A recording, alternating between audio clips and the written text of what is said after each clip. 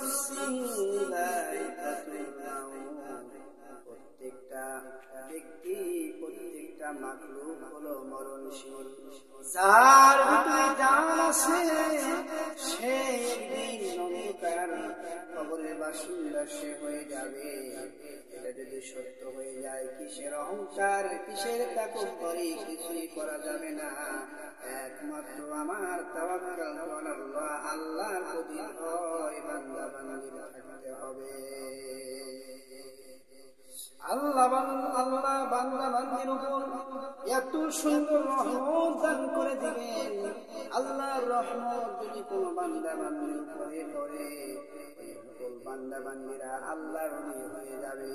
আর আল্লাহর ওলি যদি হয়ে যায়, আর তাদের কবরেও কোনো অশান্তি হবে না, হাসরেও অশান্তি হবে না, দুনিয়াতেও অশান্তি হবে না। আল্লাহর দেওয়া জান্নাতের মালিক সেই বান্দা বান্দি হয়ে যাবে।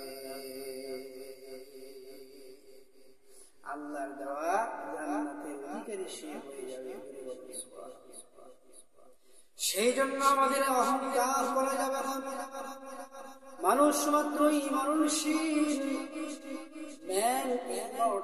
মানুষ মাত্রই হলো মরণশীল। এটা আমাদের চিন্তা করতে হবে। আল্লাহর দেওয়া বিধান বিধানাবলীগুলো আমাদের পালন করতে হবে।